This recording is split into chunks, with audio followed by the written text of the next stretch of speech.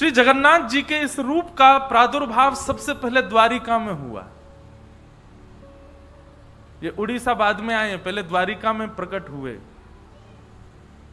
जब प्रसिद्ध कथा है, भगवान की पटरानियों ने रोहिणी मैया से, एकमात्र रोहिणी जी ऐसी हैं जिन्होंने ठाकुर जी की ब्रज लीला, मथुरा लीला और द्वारिका लीला तीनों का दर्शन किया है। और द्वारिका में कोई भी नहीं है जिसने ठाकुर जी की तीनों लीला देखी है। इन तीनों लीलाओं का दर्शन श्री रोहिणी मैया ने किया है।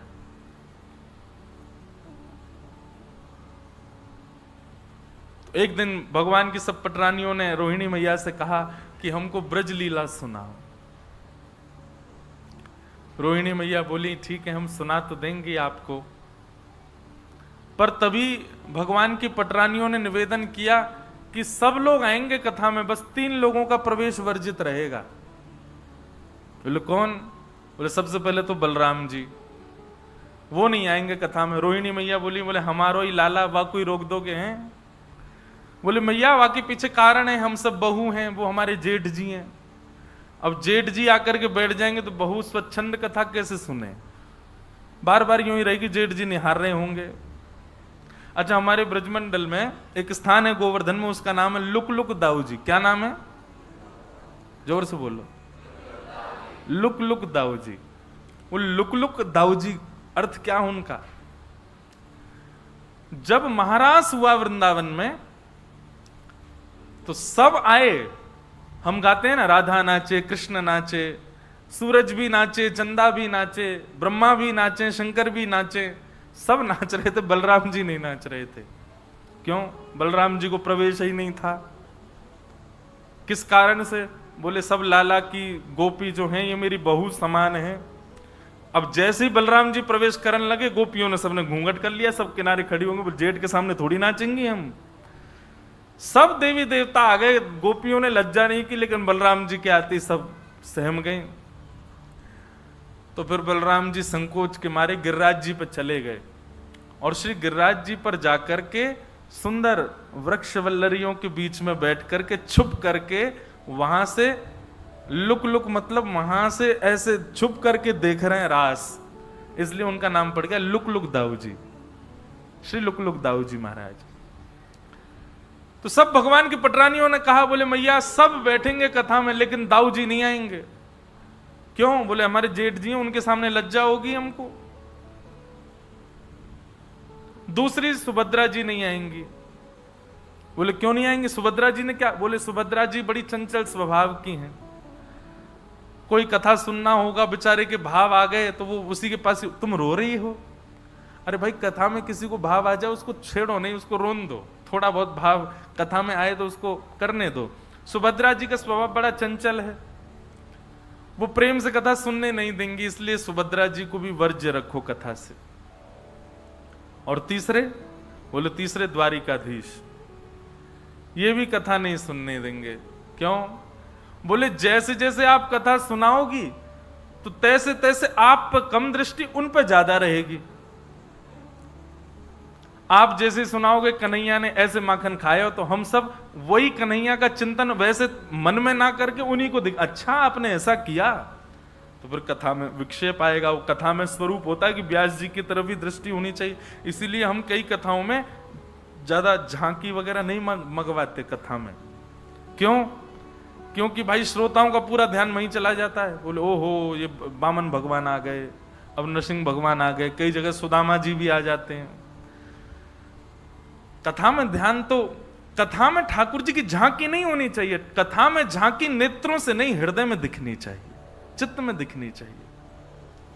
तो बोले अब जगन्नाथ स्वयं द्वारिकाधीश बैठे होंगे तो पूरा ध्यान उन्हीं की तरफ जाएगा, इसलिए इन 3 लोगों को वर्ज्य करेंगे। रोहिणी मैया बोली तुम द्वारिका में बैठी हो और द्वारिका में इन तीनों का ही राज है और इन तीनों को ही तुम कथा से रोकना चाहती हो, कैसे होगा ये? तब भगवान की सब पटरानियों ने मन बनाया और बोले योजना हम बनाती हैं, आप तो बस कथा की तैयारी करो।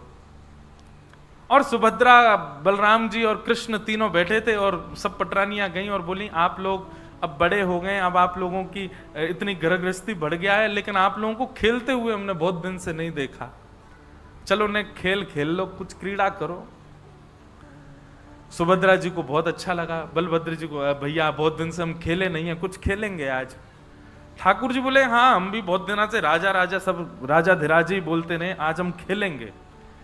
खेल की बात कहती तीनों के अंदर लोभ आ गया कि हम खेल खेलेंगे। और कौन सा खेल खेला? चौसर। ठाकुर जी चौसर खेलने लगे। बलराम जी, सुभद्रा जी और श्री कृष्ण तीनों चौसर क्रीड़ा करने लगे। क्रीड़ा जैसी चल रही थी तो बीच बीच में तो खूब आनंद हो रहा था। इतने तन्मय हो गए क्रीड़ा में, तभी सब पटरानियों ने कहा अब ये खेलने में व्यस्त हैं, चलो यहां से अब कथा सुनेंगे जाकर के। जैसे ही तीनों व्यस्त हो गए, सब पटरानियां जाकर के वहां कथा सुनने लगी। यहां क्रीड़ा करते करते सुभद्रा जी, चंचल है ना उनका स्वभाव, सुभद्रा जी बोली सबरी भाभी कहां चली गई? भैया दाल में कुछ काला है, ये हम सबको खेल में बैठा के सबरी भाज गई, एक भी नहीं है यहां पे। ठाकुर जी बोले दाल में कुछ नहीं, पूरी दाल ही काली लग रही है हमें तो, जल्दी चलो। और तीनों महाराज ढूंढने लगे कहां हैं सब। ढूंढते ढूंढते तभी ऐसा एक सभागृह था, उस सभागृह में जैसे ही भीतर प्रवेश किया, सामने आसन पर भावावेश में श्री रोहिणी मैया विराजमान है और रुक्मणी आदि 16,108 पटरानियां भगवान की बैठी हैं। सबके नेत्र बंद हैं, नेत्रों से अश्रुधार गिर रहे हैं, सब बाल कृष्ण प्रभु की बाल लीला का दर्शन कर रहे हैं, श्रवण कर रहे हैं। ठाकुर जी ने तुरंत रोका दोनों को, बोले रुको, कथा चल रही है और कथा में भी ब्रज लीला चल रही है। हम लोगों ने कहीं अंदर प्रवेश किया तो विक्षेप हो जाएगा, कथा में भाव में विक्षेप हो जाएगा। ठाकुर जी पीछे ही खड़े हो गए, दूर ही खड़े हो गए, वहीं खड़े खड़े सुनने लगे अपनी लीला। लीला सुनते सुनते सुनते सुनते ठाकुर जी को भी भाव आ गया, सुभद्रा जी को भी भाव आ गया, श्री बलराम जी को भी भाव आ गया और भाव की चरम स्थिति पार होने लगी, प्रेम की 10वीं अवस्था पार हो गई। और ब्रजवासियों की याद में बलराम जी और सुभद्रा जी, बलराम जी और ठाकुर जी दोनों की भुजाएं खड़ी हो गई, मानो कथा सुनते सुनते ऐसा लग रहा हो कि सामने नंद बाबा खड़े हैं, यशोदा मैया खड़ी हैं, सब ब्रजवासी खड़े, अरे कोई इनको दूर मत रखो, हमारे पास ले आओ, हमारे हृदय से लगा दो। दोनों भुजाएं खड़ी हो गई। तभी प्रेम की अवस्था ऐसी पार हुई कि तीनों प्रेम विगलित हो गए। ठाकुर जी का मुख प्रेम विगलित हो गया, हाथ विगलित हो गए, चरण विगलित हो गए। जब ठाकुर जी के इस रूप का प्रादुर्भाव हुआ, पिघलने लगे ठाकुर जी, तब देवता त्राहिमाम त्राहिमाम करते हुए दौड़ने लगे। ब्रह्मा जी से जाकर के कहा कि कुछ करिए भगवान, ठाकुर जी नहीं तो देखिए अभी अभी जलाशय जल के भांति हो जाएंगे ठाकुर जी। तो ब्रह्मा जी ने कहा जब कथा में विक्षेप भगवान नहीं डाल रहे तो हम डालेंगे तो ठाकुर जी हमको शाप दे देंगे, कथा में विक्षेप डाल नहीं सकते तो क्या करें। बोले कोई कथा का रसिक जन ही जाकर के इसको संभाल सकता है। तब श्री नारद जी को भेजा गया।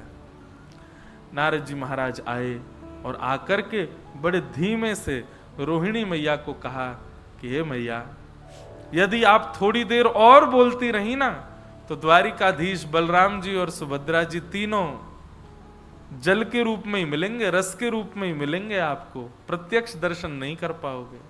रोहिणी मैया ने सामने देखा, तीनों पिघल गए हैं, मुख पिघल गया, हाथ पिघल गए, पैर पिघल गए, वहीं कथा को रोक दिया। ठाकुर जी तो जिद करने लगे और सुनाओ अपनी ही लीला, पर तब रोहिणी जी ने कहा नहीं, अब कथा इससे आगे नहीं होगी।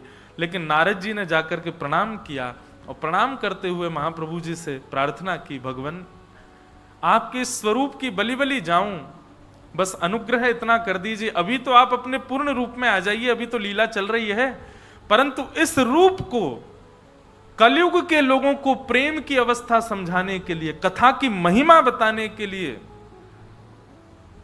प्रेम के स्वरूप को दर्शाने के लिए और आपका भक्तों के प्रति, ब्रजवासियों के प्रति कैसा प्रेम है उसको दिखाने के लिए नाथ आपका ये स्वरूप कलिकाल में प्रकट हो और प्रकट हो करके जीव मानस का कल्याण करे। फिर स्वरूप तो ठाकुर जी का ये अनादि है। जगन्नाथ रूप कोई कलयुग का नहीं है, कोई सतयुग त्रेता, ये तो अनादि है। इसका कोई एक भाव नहीं कि उसी युग का है, अनंत है जगन्नाथ भगवान का स्वरूप।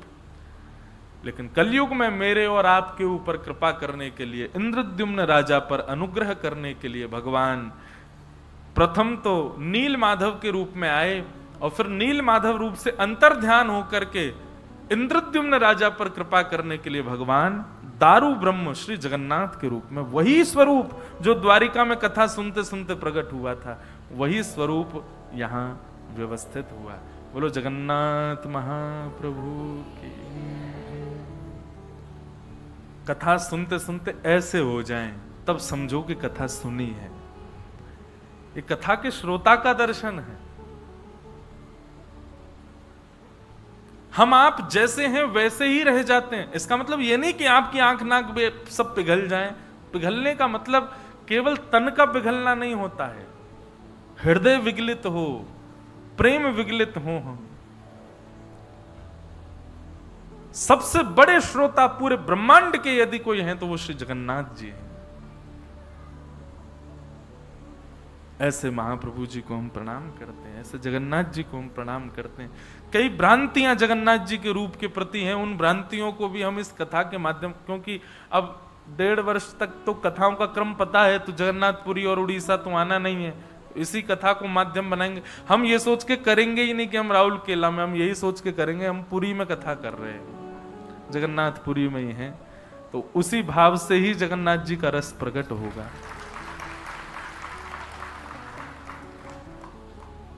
तो ऐसे महाप्रभु कौन हैं? सच्चिदानंद रूपाय, सत्य, चैतन्य और ये आनंद, ये तीनों का ही स्वरूप है सच्चिदानंद। ऐसे सच्चिदानंद श्री जगन्नाथ जी को हम बारंबार प्रणाम करते हैं। बताओ, आज पहली बार 8 वर्ष होने को आए हमको कथा करते हुए, 2015 से कर रहे हैं, पहली बार सच्चिदानंद इस श्लोक के प्रथम शब्द का मूल अर्थ पता चला। ये सच्चिदानंद रूप कौन सा है? बोलो जगन्नाथ जी हैं, सच्चिदानंद रूपाय। और आपका कर्म क्या है? बोलो विश्वोत्पत्त्यादि हेतवे, विश्व की उत्पत्ति करना, विश्व का पालन करना, विश्व का संहार करना। विश्व का संहार, उत्पत्ति, पालन करते तभी तो नाम जगन्नाथ है। जगन्नाथ के कई अर्थ हैं। प्रथम अर्थ जगतनाथ, पूरे विश्व के जो नाथ, नाथ मतलब रक्षक, नाथ मतलब पालक, नाथ मतलब संहारक।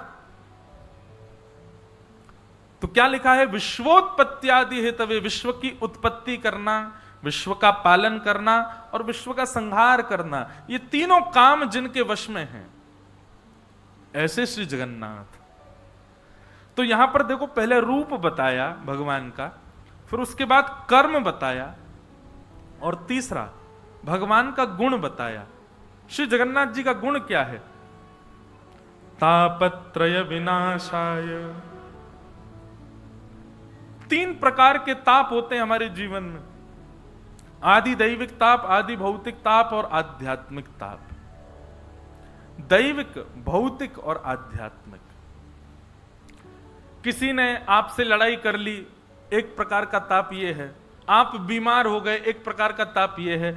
ना किसी ने लड़ाई की, ना आप बीमार हुए, बस फिर भी टेंशन में। क्यों टेंशन में? ऐसे ही है, जबरदस्ती टेंशन में। ये 3 प्रकार के ताप होते हैं, 3 प्रकार की टेंशन होती हैं।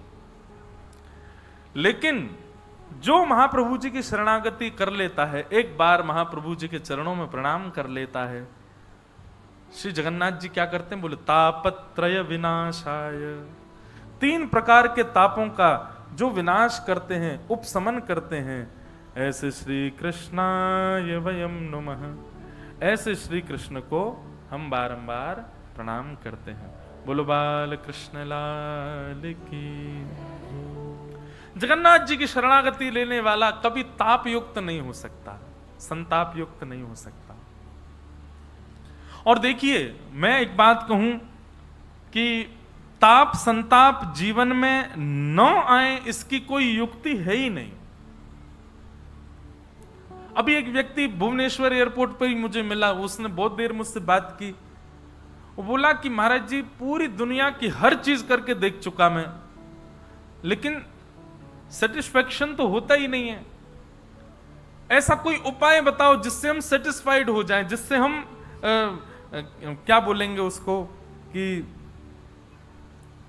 एक ठौर मिल जाए। ब्रजभाषा का शब्द है, ठौर मिल जाए। मैंने कहा देखो, एक मैं अपनी, मुझे ज्यादा तो मैंने कथाएं की नहीं, पर जितने वर्ष की भी टूटी फूटी सेवा करी ठाकुर जी, उससे एक चीज पता चली, हम जिस दिन सेटिस्फाइड हो जाएंगे उसी दिन हम गोविंदाय नमो नमः हो जाएगा। हम लोग सेटिस्फाइड नहीं होते, इसीलिए हम जी रहे हैं, इसीलिए हम हर दिन कुछ नया कर रहे हैं।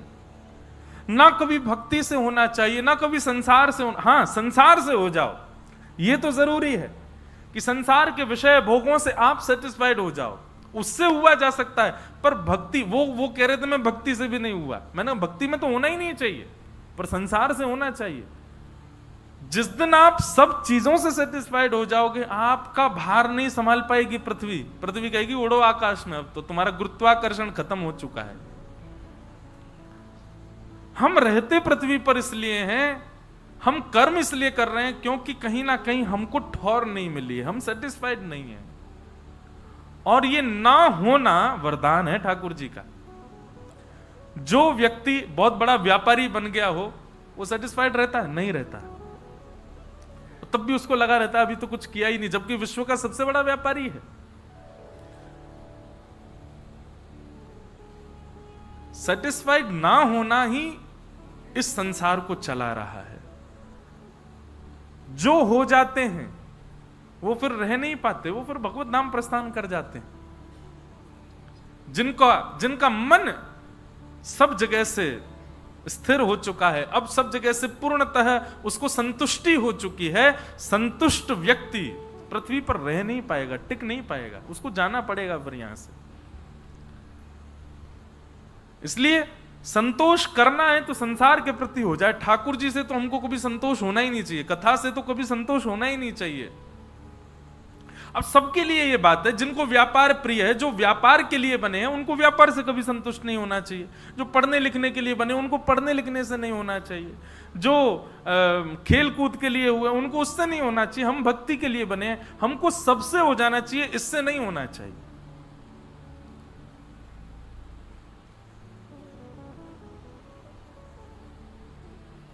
सूरदास जी का एक पद है, मेरो मन अनंत कहाँ सुख पावे, मेरो मन अनंत कहाँ सुख पावे। थोड़ी आदत डालिएगा, हम पद गाएंगे और इन पदों को आपको दोहरा करके गाना। ये भजन नहीं है, ये पद हैं। और अगर आप लोगों के फोन चलते हों, वैसे मत करना, नहीं तो सब फोन चलाओगे कथा में। नहीं तो हम ये कहना चाह रहे थे कि जो पद हम गाएं उसको गूगल पर डालो और फिर हमारे संग संग गाओ। सूरदास जी का भाव बहुत सुंदर भाव है। आप सबको आवाज आ रही है ना हमारी भाव से? सब लोग गाओ, नहीं तो सुन करके गाओ।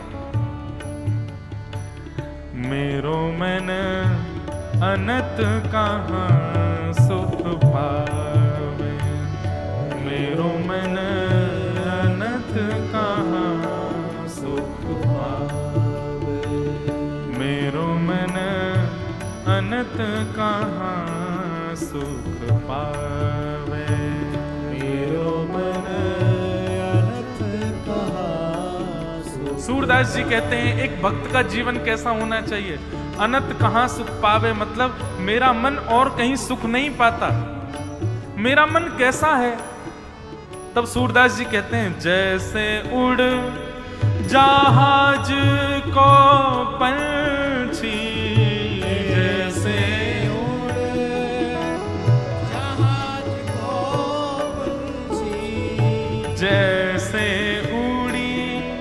जहाज को पंछी जैसे उड़े जहाज को पंछी, पुनी जहाज पे आवे, पुनी जहाज पे आवे, ओ पुनी जहाज पे आवे, हाँ जहाज पे आवे, मेरो मन अनंत कहाँ सुख पावे, मेरो मन अनंत कहाँ सुख पावे, मेरो मन अनंत कहाँ सुख पावे। मेरो मन अनंत कहाँ। श्री जगन्नाथ महाप्रभु की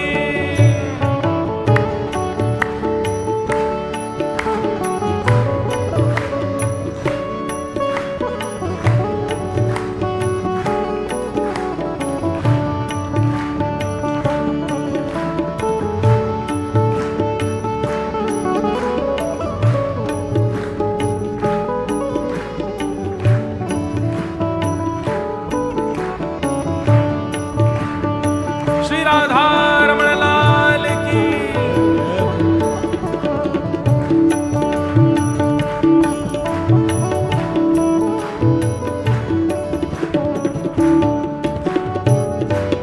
सूरदास जी से किसी ने कहा, कहाँ रहता है आपका मन? तब सूरदास जी बता रहे हैं, कमल नयन को छाड़ी महात्म, कमल नयन को छाड़ महात्म, कमल नयन को छाड़ महात्म, कमल नयन को छाड़ महात्म, और देव को धावे, और देव को ध्यावे। जैसे हनुमान चालीसा जी कहती है ना, और देवता चित्त न धरहि, हनुमत से ही सर्व सुख करें।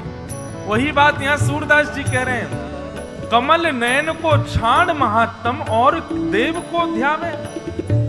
जब कमल नयन मिल गए हो तो फिर अन्य देव के पास हम कैसे जा सकते हैं?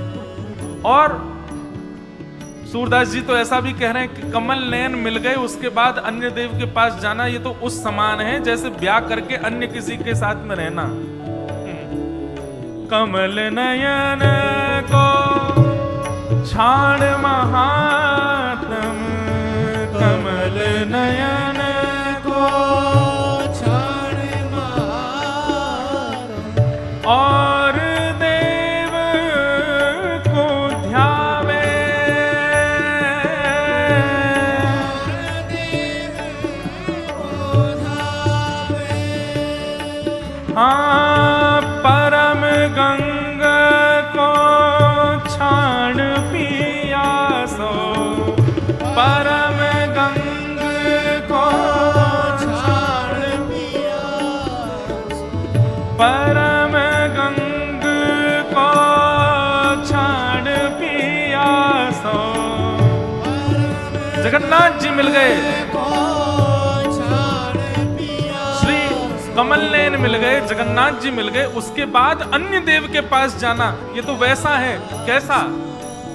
हाँ परम गंग को छाड़ पियासो, परम गंग को छाड़ पियासो, दुर्मति कूप खनावे। गंगा जी हैं, पर उन गंगा जी को छोड़ करके कुआं का पानी, दुर्मति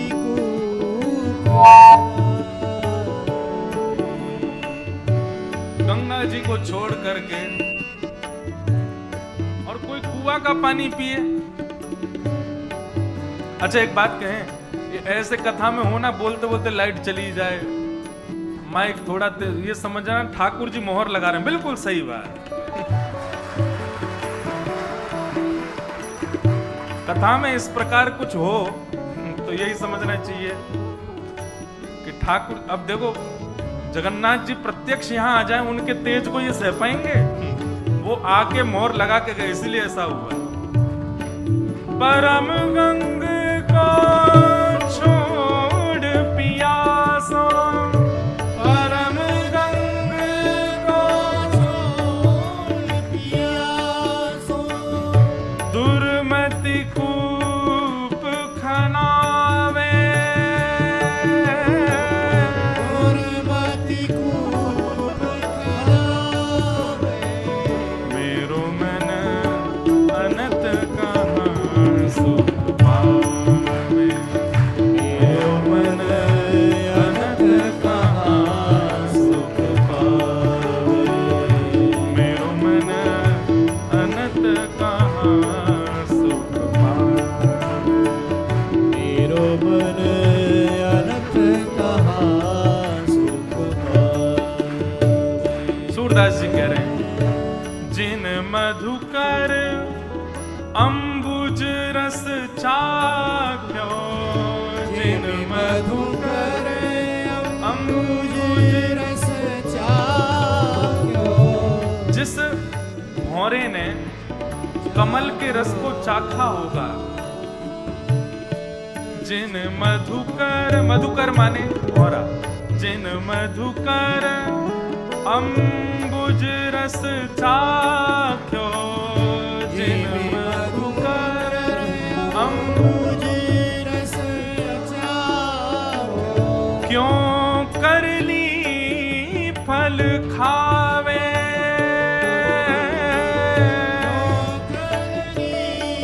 फल खावे, हाँ क्यों करील फल खावे, करील मतलब कड़वे फल को वो क्यों खाएगा जिसने कमल का रस लिया हो।